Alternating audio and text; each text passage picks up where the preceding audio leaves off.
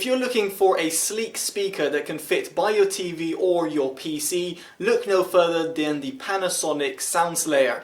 Now, the soundbar or speaker, depending on which way you want to look at it, costs around £250 in the UK and is around $300 in the US. Links in the description below will take you to your localized Amazon store. Now, I should mention that this speaker is positioned as a gaming speaker. I'm very much an avid gamer myself. However, that shouldn't put you off if you're someone who is not a gamer, and we'll be explaining why throughout this review. And before you think about it, no, this review is not sponsored in any slightest form. It's actually the first Panasonic audio device that I've reviewed, and I've reviewed in excess of 380 audio related devices on my channel. Now, before getting into this review, if you do have social media, I'd very much appreciate a follow on Instagram or on Twitter. And if you're interested in keeping up with the latest news or reviews on hybrid or electric vehicles, do check out TotallyEV. Your support would be equally appreciated. Now, to kick things off, let's talk about the build quality and design. Here, I think it's one of its actual major selling points in comparison to other soundbars out there. Now, while I say soundbar is because I've got it in front of a TV, you should probably consider it as a speaker because of its kind of rectangular shape, and also furthermore it can be placed by a monitor, as in a PC monitor. Now, the dimensions will be on your screen, but it's 431 times 52 times 132 millimeters, so you can shape that up on your desk and see how it fits. But what I'll say is that ultimately it's a very sleek device, and it also looks it as well. It's got a nice sort of design on the exterior, and it's got kind of like a fabric a mesh that stems across the front grille of the speaker itself to protect the drivers which are found behind it. Now, in terms of connectivity, you've got an HDMI input and HDMI output, which is nice to see. You've also got optical, and furthermore you have also got Bluetooth connectivity if you want to connect up wirelessly to, let's say, your smartphone, and you just want to use it at, let's say, as a party speaker. It's worth bearing in mind that the Bluetooth connectivity is not going to give you the best audio quality because it's limited to the SBC codec only. So I would use this sparingly, and more so I would really always suggest to use HDMI where possible. For all the systems out there, you might have to resort to optical, but where possible, use HDMI. And now we get onto the remote control, which is a pretty dinky and cheap feeling little device, but actually does the job exactly what it says on the tin. Now, at the top right hand side, you've got the clear dialog button. You've got power on and off inputs, and that includes Bluetooth, and then you've got the subwoofer volume that you can adjust independently from the volume, which is a nice touch. You've got the mute, and you've got the 3D sound options to choose from. Now, as for the sound modes, you've got 4 over here: standard, music, cinema, and game, while the game mode in itself has got 3 modes as well, so effectively you've got about 7 modes to choose from. Now, when you do press them, unfortunately there is no LED, as I mentioned, but what you do get instead is like a flashing light. So it's a orange and green light. If I press it twice, it's 2 orange lights, and if I press it again, this is the game mode, that is, it'll be 2 green lights. So it does give you an indication of sorts as to which mode you're in, but it's just worth bearing that in mind given that there's no LED indicator on the speaker itself. And now we get onto performance. Now, before I get into my subjective opinion and give you my thoughts about the speaker, I'm going to give you a bit of a sound demo. Do pay attention to the annotations which are at the bottom of the screen, which will give you an indication as to what the mode is that it's running on. And furthermore, if you're interested in listening to the song yourself and listening for you as a kind of comparison, the song will be down in the description below. It's from my friend, it's from Priya J, and her song name is called Falling. Crawling, crawling, I am crawling, my way back, falling from so high, falling from so high, so high. The thing is, my imagination is constantly racing, my way back to falling.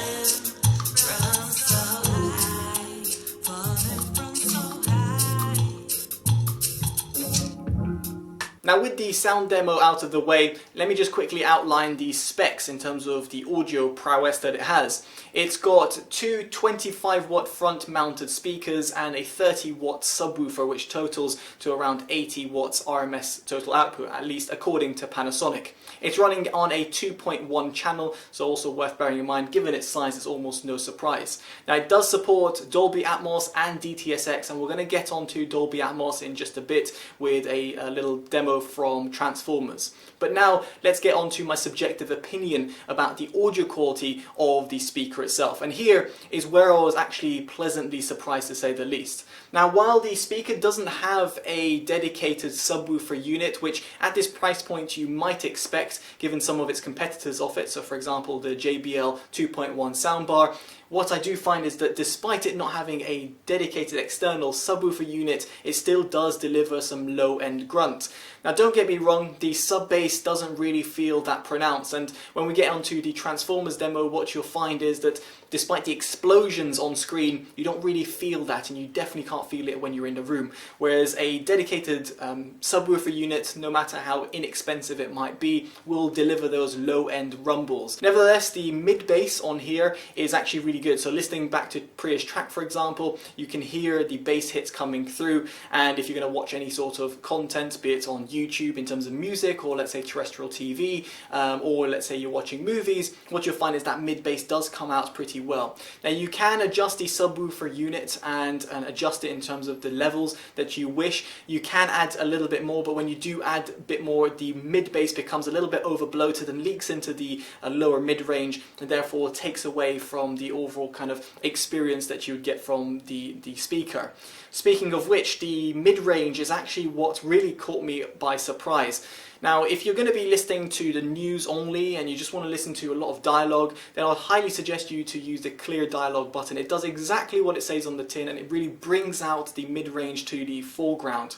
Without that enabled and on music mode, what I found is that the mids are a little bit recessed and pushed back. Almost no surprise for a small size speaker, and furthermore one that comes in at this price range. But despite that fact, I was pleasantly surprised at the accuracy of the mid-range. Throughout the lower mids and the upper mids, it really does come out really well. What I'm trying to say over here is that if you're going to be listening to the speaker for any sort of content, you're going to find yourself pleasantly surprised specifically at this price. Again, can't stress that enough. If you were to compare it to more expensive soundbars, then of course the mid-range will sound very much recessed and V-shaped and pushed back, and you'll get better dialogue in more expensive soundbars, but again, you'll probably have to spend double the price. Now, as for the highs, they are a little bit rolled off at the top end, but nevertheless they will give you that sort of excitement that you want. So if you're listening to music, or let's say you're watching a movie, you're not going to feel a bit dull and feeling that something is missing over there.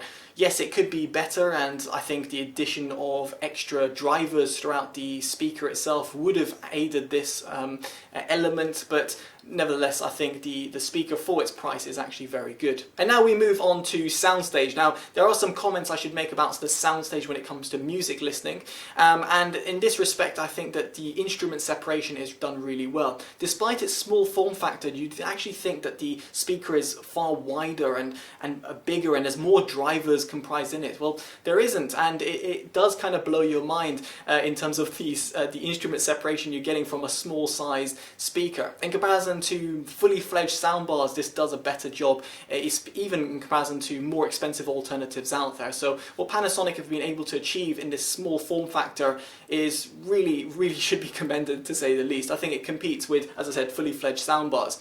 Now in terms of the width and depth, there is a little bit of a lackluster sort of performance over here, and again I think that is mainly due to the size of the overall unit. You don't have also upward firing or sideward firing speakers, at least not on the side of the shell or the top of the shell of the speaker, and as a result you don't get this kind of room filling type of sound.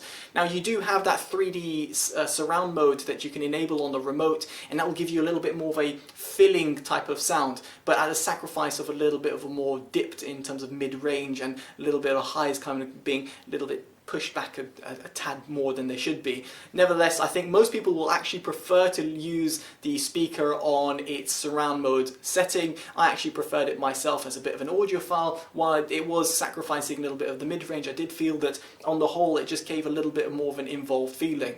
Now to really expand on the Soundstage section, we're going to go into a little demo of Transformers, where I'm going to enable Dolby through my TV, and therefore enabling Dolby Atmos, and as this supports Dolby Atmos, it just comes to full fruition. Get down! Hey! They're going to kill you! Get out of here!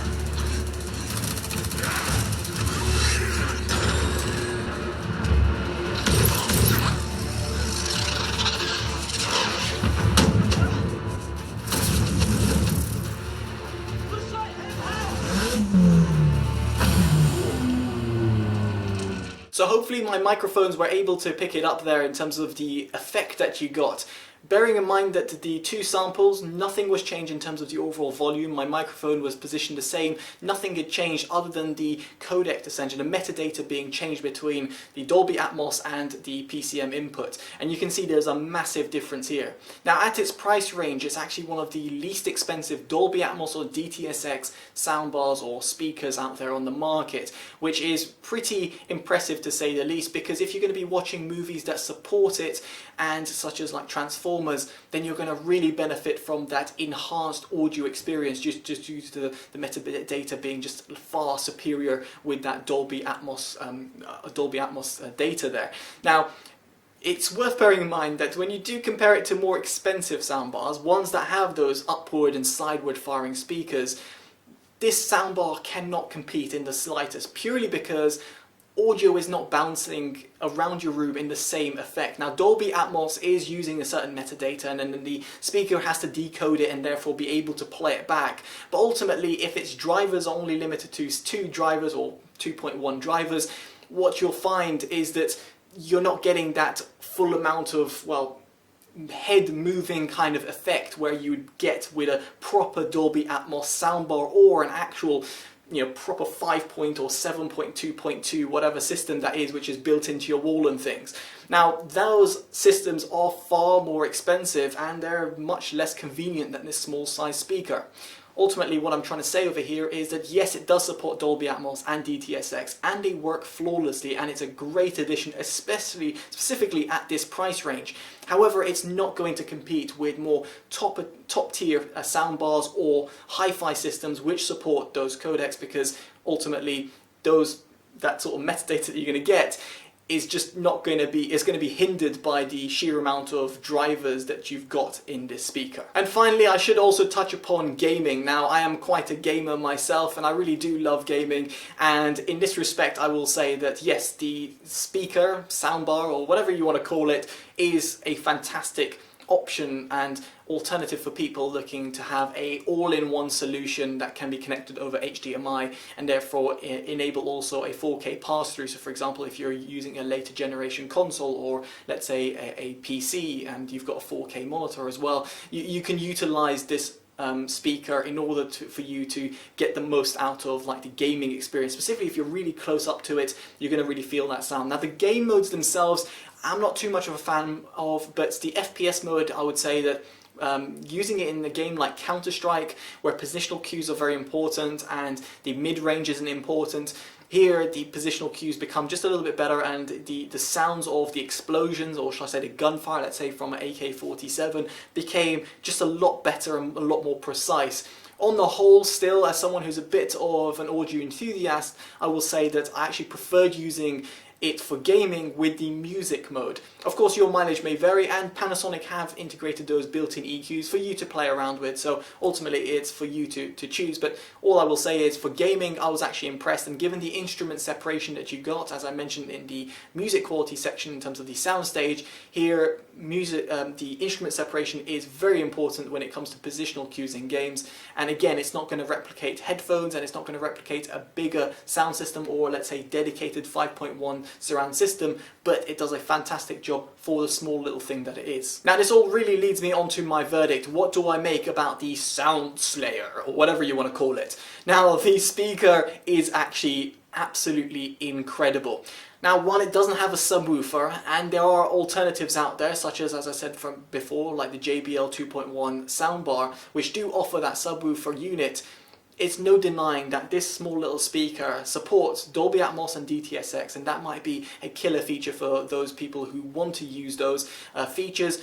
And furthermore, it's actually a really small size speaker which can fit in pretty much any sort of scenario or setup. And while I've got a IKEA cabinet desk over here where I've got, let's say, 55-inch TV, some people do not have that, or they're going to be using it with, let's say, a 27-inch monitor on their PC setup or their console setup. And here is where the speaker will probably shine even more, because, well, it's just a small size thing that can be fit in any sort of area. So what I'm trying to say over here is that this is a fantastic alternative and a speaker that really did blow my mind, specifically for its size guys. I was not expecting to come to this review and sing praise for it, but for its price and for what it offers, I definitely think it's worthy of my Best Buy award. So let me know in the comments below what you make of it, and again, as I mentioned before, even if you're not a gamer, you should definitely consider this speaker as an alternative to other soundbars out there, or even speaker systems when it comes to your PC setup. Anyway, I hope this video has been helpful. If you think it has, then give it a like, subscribe to see more from the channel, and follow me on social media so you can keep up with my latest reviews. And furthermore, if you feel this will be helpful to someone, then feel free to share it. Anyway, I've been Totally Dubbed. Take care of yourselves. Bye bye.